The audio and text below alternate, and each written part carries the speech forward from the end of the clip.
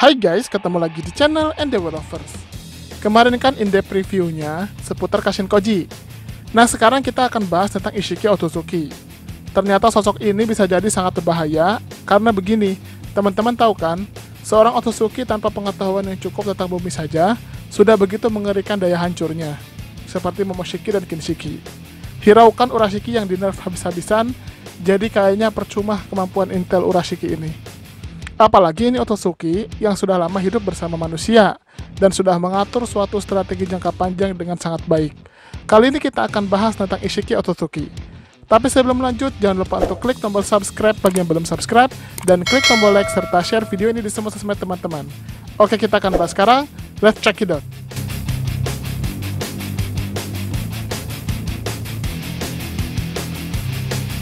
Kita lihat dulu bagaimana jalannya pertandingan Isshiki lawan Kashin Koji.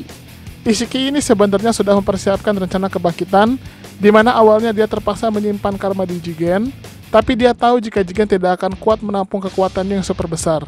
Saya menduga jika kekuatan Isshiki ini sebenarnya sangat istimewa, bahkan mungkin di kalangan para Otsutsuki pun, dia mungkin berasal dari kalangan bangsawan.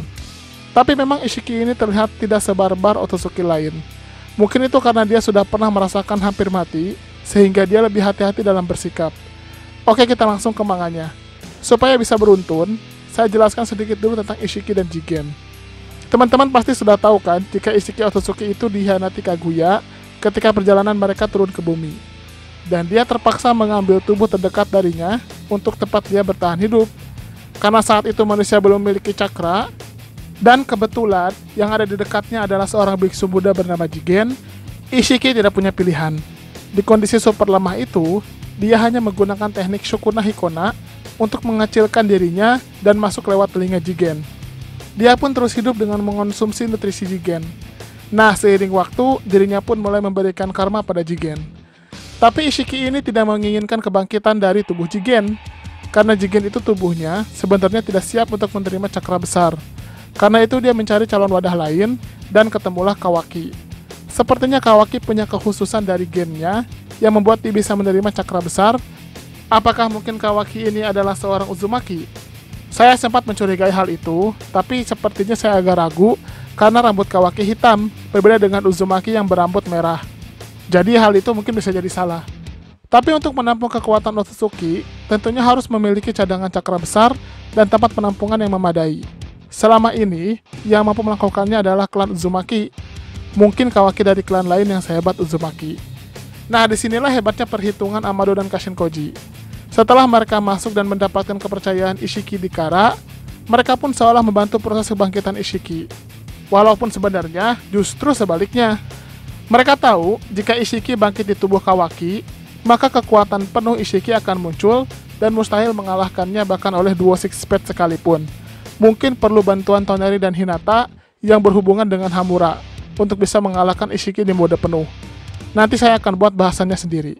Nah, dengan melakukan Kuchiyoshi api Zanmai no Shinka, yang ternyata merupakan api yang berasal dari gunung yang tidak pernah padam itu, Jigen yang sangat lemah tidak bisa menyerapnya. Satu-satunya cara adalah mengecilkannya, tapi itu juga tidak akan kuat, karena selain api ini memiliki karakteristik seperti Amaterasu, dengan keunggulan dia adalah api alami, dan bukan berbasis cakra seperti Amaterasu, Jigen sudah kehabisan cakra. Dan akhirnya, berhasillah Kashin Koji membuat Isshiki tidak punya pilihan lain selain bangkit di tubuh Jigen. Nah, yang unik di sini, ternyata chapter ini dijelaskan sistem karma itu sangat canggih. Bolehlah Isshiki memasang karma ke banyak orang, tapi ketika dia bangkit di satu tubuh, maka karma yang lain akan menghilang. Menurut Amado, itu semacam fitur keselamatan di karma untuk mencegah munculnya cloning Isshiki yang mengakibatkan muncul Otsutsuki dengan gen dan kepribadian yang sama, tapi berbeda tubuh. Dan dengan ini, bisa dikatakan Kawaki sudah tidak lagi memiliki karma. Pertanyaan akan timbul, jika Kawaki ini tidak memiliki karma lagi, lalu bagaimana bisa dia tetap memiliki karma di pertarungan dengan Boruto di masa depan? Nah, saya menemukan dua teori, yang bahasan lengkapnya akan saya buat di video selanjutnya. Teori pertama, Isshiki akan kembali membackup dirinya menjadi karma dan masuk ke tubuh Kawaki. Saya curiga ini berhubungan dengan kondisi Kawaki yang bangkitnya seperti sekarang, di mana Isshiki tidak bisa menggunakan kekuatannya secara full. Sehingga Ishiki mungkin saja bisa dibunuh.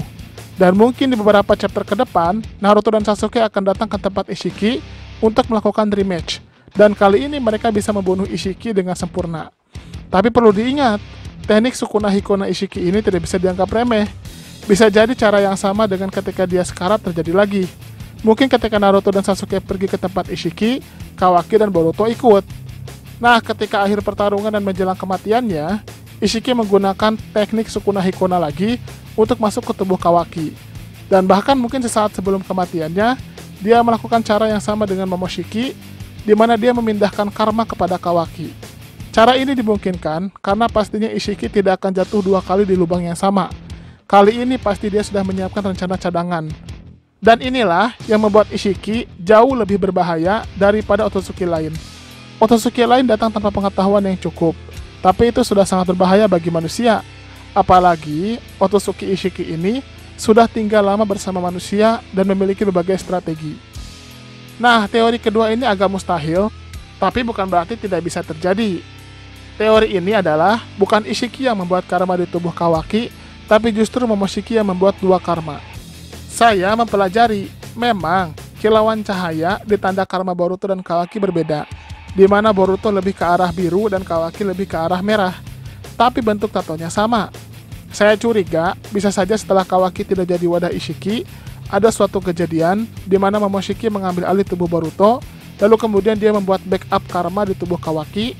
Setelah dia melihat cara ini bisa jadi kesempatan untuknya bangkit, tanpa harus khawatir Boruto tidak bisa diambil alih. Tapi sekali lagi teori kedua ini rasanya sulit dipercaya, tapi bukan tidak mungkin bakal terjadi. Nah, yang unik di sini adalah mata Ishiki, yang ternyata bukan mata dojutsu yang pernah dikenal. Beberapa reviewer ada yang berteori jika ini adalah jenis mata 8-pad atau 8 jalur. 8-pad ini terlihat dari jumlah segitiga di mata Ishiki, jumlahnya ada 8. Ada juga yang menghubungkannya dengan simbol Dharma Wheel yang merupakan simbol agama Buddha. Dharma Wheel merepresentasikan siklus kehidupan yang tidak ada habisnya. Tapi ini masih misteri ya. Yang penting kemampuan mata Ishiki ini bukan sembarangan, karena dia bisa mengubah ukuran benda apapun hanya dengan melihatnya. Satu hal yang tidak bisa diubah Ishiki adalah makhluk hidup. Bayangkan jika sampai di kondisi sangat primanya, ditambah pasokan cakra dari Jubi, mungkin Ishiki bisa mengecilkan sebuah pulau, bahkan benua. Atau mungkin suatu planet bisa dia kecilkan seperti kemampuan Moro di Dragon Ball Super. Inilah yang dikatakan oleh Amado, jika Ishiki bangkit dengan sempurna, maka 2 six-pack akan kalah telak secara mutlak dan dunia auto kiamat. Tapi saya juga mendapatkan informasi dari salah satu Instagram sahabat saya, yaitu Boruto Malaysia, yang memberitahukan jika ada lagi satu jutsu milik Ishiki selain Sukuna Hikona, yaitu Uchide no Kojushi. Untuk lebih lengkapnya nanti saya akan buat bahasan khusus tentang dojutsu Ishiki.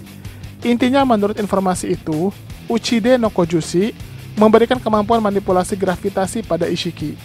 Tapi tentu informasi ini harus diuji lagi kebenarannya. Memang jika berkaca pada referensi sosok Ishiki, yaitu cerita rakyat Isun Boshi, memang ada Uchide no Kojushi, yang merupakan palu yang jadi senjata Isun Boshi. Nanti saya akan buat bahasannya di video terpisah. Itulah in-depth review tentang sosok Ishiki. Bagaimana menurut teman-teman? Silahkan berikan komentarnya di kolom komentar. Terima kasih.